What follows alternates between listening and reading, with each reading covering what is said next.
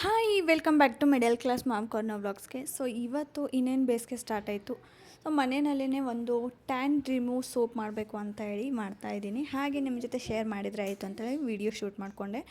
So ಬನ್ನಿ ಇವಾಗ ವೀಡಿಯೋನ ಸ್ಟಾರ್ಟ್ ಮಾಡೋಣ. ಅದಕ್ಕಿಂತ ಮುಂಚೆ ಯಾರೆಲ್ಲ ಚಾನಲ್ನ ಸಬ್ಸ್ಕ್ರೈಬ್ ಮಾಡ್ಕೊಂಡಿಲ್ಲ ಪ್ಲೀಸ್ ಚಾನಲ್ನ ಸಬ್ಸ್ಕ್ರೈಬ್ ಮಾಡ್ಕೊಳ್ಳಿ. ಹಾಗೆ ವೀಡಿಯೋಗೆ ಲೈಕ್ ಕೊಡಿ. ಸೊ ಇಷ್ಟ ಆದರೆ ಮಾತ್ರ, ಓಕೆನಾ. ಸೊ ಉಳಿದಿರೋ ವೀಡಿಯೋಸ್ನು ಹೋಗಿ ಚೆಕ್ ಮಾಡಿ. ನಿಮ್ಮ ಕಂಟೆಂಟ್ ಏನಾದರೂ ಇಷ್ಟ ಆಗಿದರೆ ಒಂದು ಲೈಕ್ ಕೊಡಿ, ಚಾನಲ್ನ ಸಬ್ಸ್ಕ್ರೈಬ್ ಮಾಡ್ಕೊಳ್ಳಿ.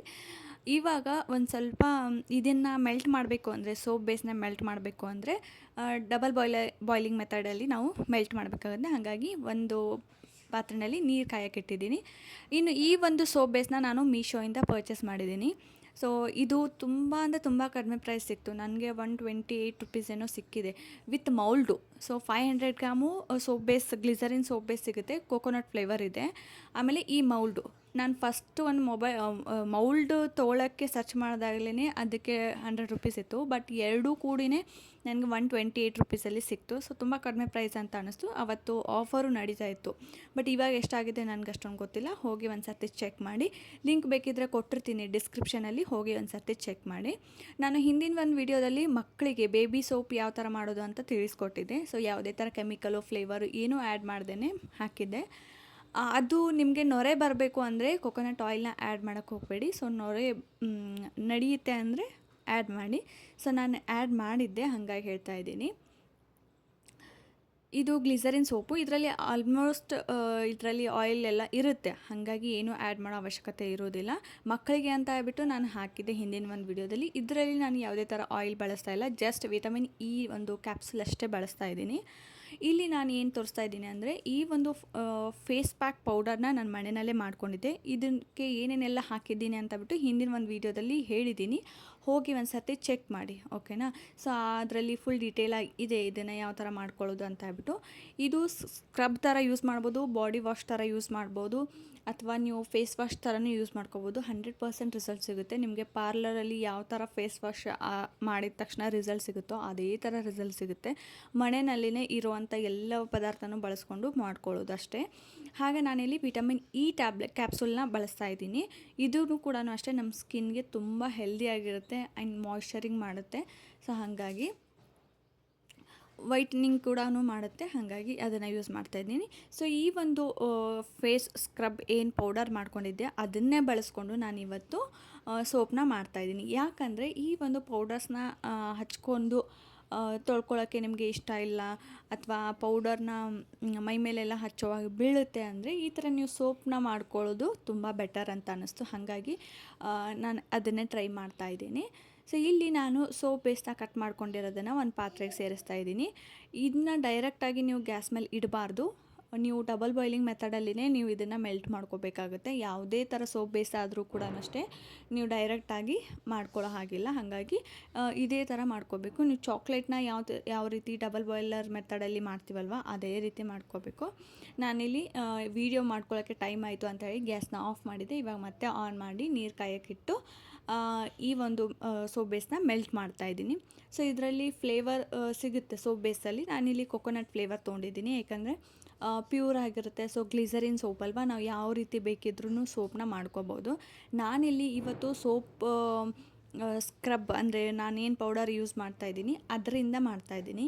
ನೀವು ಬೇಕಿದ್ದರೆ ಬೇವಿನ ಮುಖದಲ್ಲಿ ಏನಾದ್ರು ಪಿಂಪಲ್ಸ್ ಇತ್ತು ಅಂದರೆ, ಗುಳ್ಳೆಗಳು ಜಾಸ್ತಿ ಆಗ್ತಾಯಿತ್ತು ಅಂದರೆ ಬೇವಿನ ಎಲೆನ ತಂದು, ತುಳಸಿ ಎಲೆನ ತಂದು ಅದನ್ನು ಮಿಕ್ಸಿ ಜಾರ್ಗೆ ಹಾಕಿ ರಸ ತೆಗೆದು ನೀವು ಈ ಒಂದು ಸೋಪ್ ಬೇಸಲ್ಲಿ ಸೇರಿಸಿ ಅದನ್ನು ಕೂಡ ಬೇವಿನ ಒಂದು ನೀಮ್ ಸೋಪ್ ಥರ ಮಾಡ್ಕೋಬೋದು. ಸೊ ಈ ಒಂದು ಸೋಪ್ ಬೇಸ್ ಇತ್ತು ಅಂದರೆ ಸಾಕಷ್ಟು ವೆರೈಟಿ ಸೋಪ್ನ ಮನೆಯಲ್ಲೇ ಮಾಡ್ಕೋಬೋದು.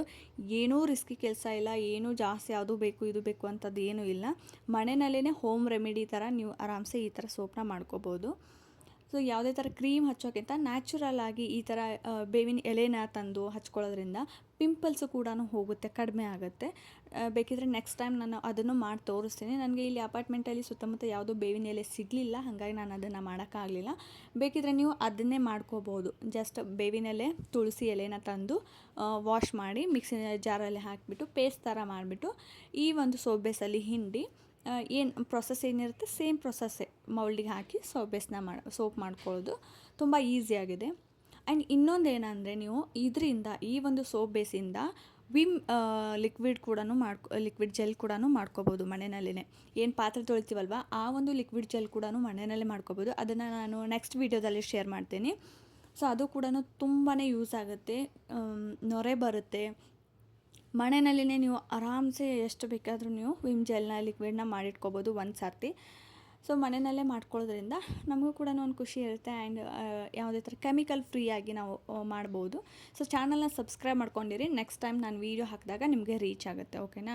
ಸೊ ಸಬ್ಸ್ಕ್ರೈಬ್ ಮಾಡ್ಕೊಳ್ಳಿಲ್ಲ ಅಂದರೆ ನೋಟಿಫಿಕೇಷನ್ ಬರೋದಿಲ್ಲ, ಆ ವಿಡಿಯೋ ನಿಮಗೆ ರೀಚ್ ಆಗೋದಿಲ್ಲ. ಹಾಗಾಗಿ ಪ್ಲೀಸ್ ಚಾನಲ್ನ ಸಬ್ಸ್ಕ್ರೈಬ್ ಮಾಡ್ಕೊಳ್ಳಿ.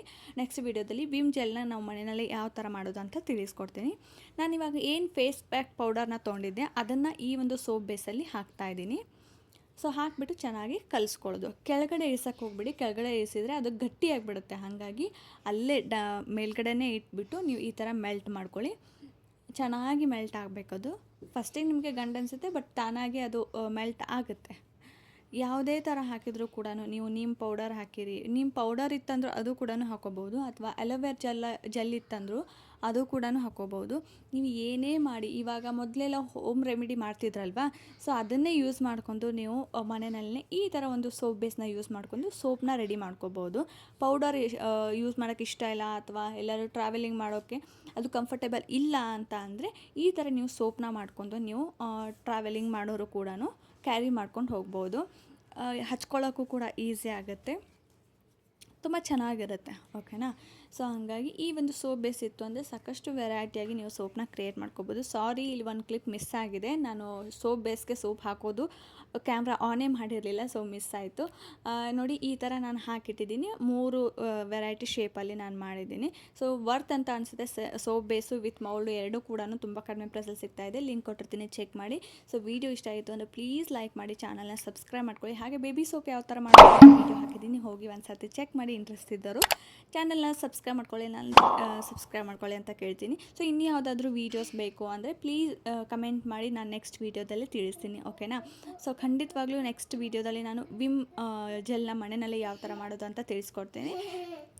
ಹಾಗೆ ಇದೆಲ್ಲ ಆದಮೇಲೆ ಸೋಪ್ ಬೇಸ್ಗೆ ಹಾಕುವಾಗ ನಾನು ವಿಟಮಿನ್ ಇ ಕ್ಯಾಪ್ಸೂಲ್ನ ಹಾಕಿದ್ದೀನಿ. ಸೊ ಅದು ಶೂಟ್ ಮಾಡ್ಕೊಳ್ಳೋದು ಆಗಲಿಲ್ಲ, ಸೊ ಕ್ಯಾಮ್ರಾ ಆನ್ ಮಾಡಿಲ್ಲ, ನನಗೂ ನೆನಪಿಲ್ಲ. ಹಾಗಾಗಿ 2 ಮಕ್ಕಳು ತೊಂದು ಏನಾದ್ರು ಮಾಡಬೇಕಂದ್ರೆ ಈ ಥರ ಕೆಲವೊಂದು ಸಣ್ಣ ಪುಟ್ಟ ಮಿಸ್ಟೇಕ್ಸ್ ಆಗುತ್ತೆ, ಅಡ್ಜಸ್ಟ್ ಮಾಡ್ಕೊಳ್ಳಿ, ಸಾರಿ.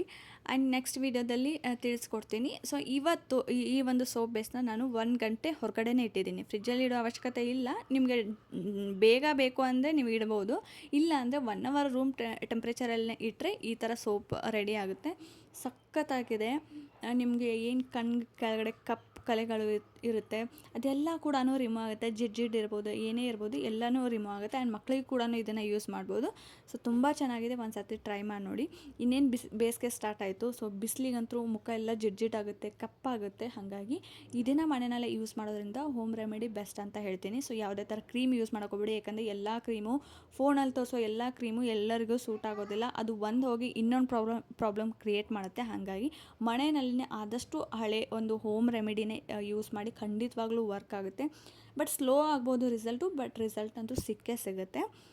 ಈ ಹೊರಗಡೆಯಿಂದ ಅವರ ಒಂದು ಸ್ಕಿನ್ ಟೋನ್ ಬೇರೆ ಇರುತ್ತೆ, ನೀವು ಅದನ್ನು ಕೇಳಿ ಪರ್ಚೇಸ್ ಮಾಡಿ ನೀವು ಯೂಸ್ ಮಾಡೋದ್ರಿಂದ ನಿಮ್ಮ ಒಂದು ಸ್ಕಿನ್ನು ಡ್ಯಾಮೇಜ್ ಆಗೋ ಚಾನ್ಸಸ್ ಇರುತ್ತೆ. ಸೊ ಹಾಗಾಗಿ ಆದಷ್ಟು ಮನೆ ಹೋಮ್ ರೆಮಿಡಿನೇ ನೀವು ಯೂಸ್ ಮಾಡಿ ಅಂತ ಕೇಳ್ತೀನಿ.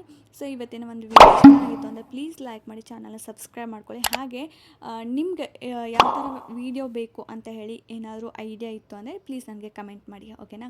ಸೊ ಸಿಗ್ತೀನಿ ನೆಕ್ಸ್ಟ್ ವಿಡಿಯೋದಲ್ಲಿ. Take care, bye, love you all.